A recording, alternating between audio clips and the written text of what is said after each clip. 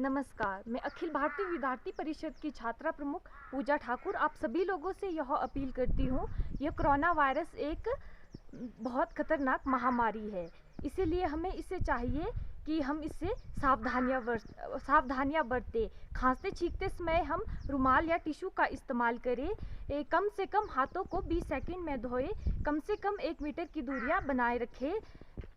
और जो ये कोरोना वायरस है, यह एक बहुत ही घातक बीमारी है। इसका अभी तक कोई इलाज नहीं निकाल पाया है, इसीलिए हमें चाहिए कि हम लोगों को जागरूक करें और लोगों को इस विषय में के बारे में जागरूकता फैलाएं। और जब हम घर से बाहर निकले तो हमें मास्क पहन के ही बाहर निकलना चाहिए। हमें बिना हाथ सैनिटाइज किए हाथ, कान, नाक, मुंह किसी भी चीज़ को नहीं छूना चाहिए। और हमें कई तरह की सावधानियां बरतनी चाहिए। जैसे कि आप जानते हैं, पूरे देश भर में क्या पूरे विश्व में कोरोना वायरस फैल रहा है, इसीलिए हमने एक हेल्पलाइन नंबर जारी किया है, जिस पे अखिल भारतीय विद्यार्थी परिषद ननखी इकाई के द्वारा हेल्पलाइन नंबर जारी किया है, जिसमें अभी तक बहुत से लोगों ने हेल्प के लिए मदद मांगी है। तो हमारा ये प्रयास है कि हमने उनकी मदद की है।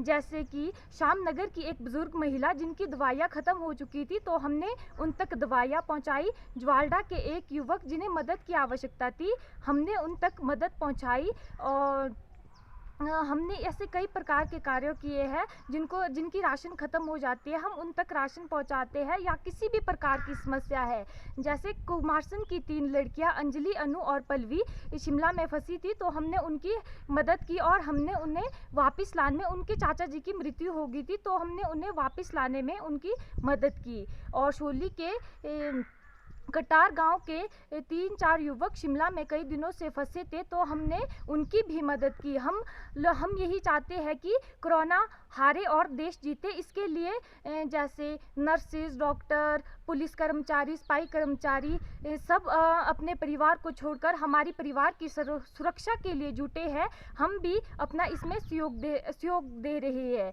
और जैसे आप जानते हैं कि कोरोना वायरस एक घातक बीमारी है, इसीलिए हमारे अखिल भारतीय विद्यार्थी परिषद ननखी इकाई के द्वारा हेल्पलाइन नंबर जारी किया गया है, जिस पे आप भी संपर्क कर सकते हैं। यदि आपको कोई भी समस्या आती है तो आप इस नंबर पर संपर्क कर सकते हैं। और इसमें जो कार्यकर्ता है, मैं उन सभी कार्यकर्ता का दिल की गहराइयों से धन्यवाद करना चाहूँगी कि हम सब लोगों की मदद कर पा रहे हैं। और